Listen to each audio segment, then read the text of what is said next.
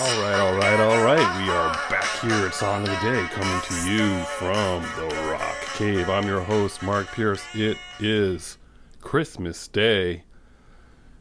Merry Cavemas to everybody out there. Hope you're all up, drinking your coffee, fire in the fireplace where appropriate, and enjoying and getting ready to enjoy today. 1 year ago, here in the cave, the first remote guest episode, which was a technological breakthrough for me with some glitches, but Frank Sassano has a birthday today, and that's what we celebrated. He was live or recorded from the Stone Pony. So Merry Christmas to you, Frank, and hope you have a good day. Frank is a frequenter here on the show, and hopefully can get him on here again another time. What are we talking about? We're doing our last Christmas songs. Boy, the pressure is on. We've got some good ones today, but in the end, of course, there are so many that I will not cover because, as I said all week, I just love Christmas music. I do. It's just so much fun. We listen to it 24 hours a day for a few weeks, and then we go back to our regular programming in life, although my daughter, Lila, does occasionally pull up with a Christmas station in the middle of summer, which I don't mind. It's fine. All right, what are we talking about today? The first choice for today is Last Christmas by Wham. Definitely could not do this week without that one. Released in December of 1984. George Michael wrote and produced this. It was a double A-side single. For those of you who don't know what singles are, obviously one of these, right? But there'd be the A-side, the hit you wanted, and then the B-side, which was usually a song that they didn't have any intention of releasing as a single. And occasionally throughout history, the B-side would be the more popular song or equally popular. Then there was this phenomenon of double A-sides. Didn't see it a lot. Didn't grow up with it a lot. I don't remember, but that's where they intentionally put two great songs on the single. So anyway, the other side of this, the A side of this A side, was Everything She Wants by Wham. So that you got a 2-for-1 deal on that one. This spent 5 weeks at number 2 in the UK. Why didn't it ever go to number 1? Band-Aid, Do They Know It's Christmas? Sat there in first place, but George Michael was part of that, so things are going well for him. It would chart every year or many years, several years. It would always hit the charts at Christmas time, and then finally, January 1st, 2021, 1121, it goes to number 1 for the first time, breaking the record for longest time between release and going to number 1 for the first time. So anyway, this is a great song. Obviously the video is pretty cool.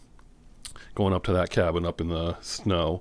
And it was redone over the last few years in 4K Ultra HD.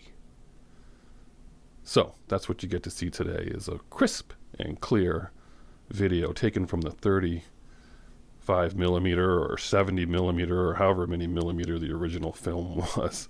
Next up, we love that song, by the way. That's a good one. Next up, Blue Christmas. This is one of those songs that it plays, and I find myself singing, and then I just don't really think about it.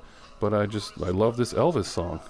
And we got Elvis here in the cave, written by Bill Hayes and Jay Johnson, and then recorded originally in 1948 by a guy named Day Odell. Country song, really. I mean, it was solidified as a favorite country Christmas song among the country crowd, until Elvis got a hold of it and put it out in 1957 on his Christmas album, and he just turned it on its side and made it a rock and roll song.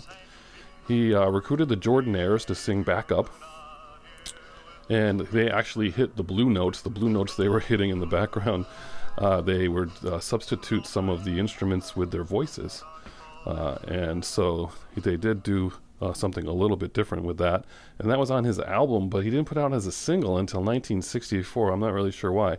It took him 7 years to put it out as a single, but what a great version of this song. So many people, of course, have recorded it since, but this is a good one. Like it.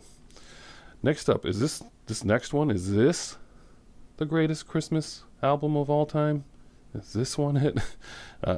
You could argue it probably, but we are talking about A Charlie Brown Christmas. Yes, Charlie Brown Christmas. Remember, you would wait for that show to come on, and then as an adult, you see it and you realize it was like only 20 minutes, or a lot of the shows that you watched were not nearly as long as you imagined, but you had to break out the TV guide or the newspaper and figure out when that was going to be on so you wouldn't miss it. Vince Guaraldi Trio is what they now attribute it to. Originally attributed to just him. December 1965. Someone was writing a documentary about Peanuts, or was filming one, because it was so popular. And so he made a documentary, and then he went to Vince and said, hey, would you score this? And then he wrote some songs, and he wrote Linus and Lucy. And then no one picked it up. No one picked up the documentary. It just didn't get released. Then later, Peanuts are on the cover of Time magazine, so Coca-Cola commissions a TV special based on Peanuts, and that's when this comes together, and he goes back to that original music. They go to him, and it finally comes together for him.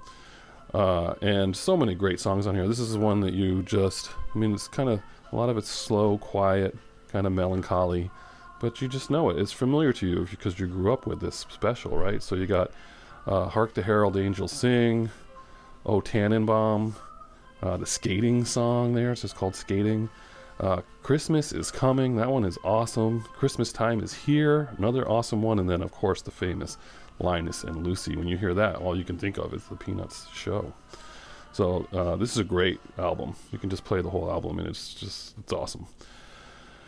All right, we got two more, because we got these two are kind of like, Mark, you can't get away with not talking about these quickly. You got from The Year Without Santa Claus, speaking of TV specials, 1974, that stop motion animation, Snow and Heat Miser. Come on, you can't go with Christmas without mentioning these two cats. And you just waited for this again, this TV special, and this was one of my favorites of all time. And when these guys came out and sang, it was so catchy. Snow Miser, Heat Miser, still popular to this day. Last but not least, last night dinner time, got a request from my nephew, and he said, Mark, play this song. This is his favorite Christmas song, and I can't argue with this one being a fun one. So Owen, this one goes out to you. I Want a Hippopotamus for Christmas. It's a fun song. It was a novelty song released in November 1953. That is 10-year-old Gayla Peavy singing. And it went to number 24. She performed it on the Ed Sullivan Show, and it's just a staple of Christmas music. But when this came out, there was a promoter that started a campaign to get an actual hippopotamus for her, and in conjunction with the local zoo. So they raised enough money together to get her a hippopotamus, and she was given a hippopotamus, and she donated it, of course, to the zoo. And that hippopotamus' name was Matilda, and it lived for almost 50 years. So much so that even when Gayla was like in her early 70s, they got a miniature hippo, and she was there for when they got it. So that's a pretty cool story, right? But I Want a Hippopotamus for Christmas, just a catchy, fun song on Christmas Day. So there you go. Those are your Christmas offerings. We're at 9 minutes. You're welcome. Again, Merry Christmas to everyone, all of Cave Nation out there. Enjoy your day, your weekend. We'll be back to regular programming tomorrow. But anyway, enjoy it, to all of you. And as usual, I'll catch you on the flip side.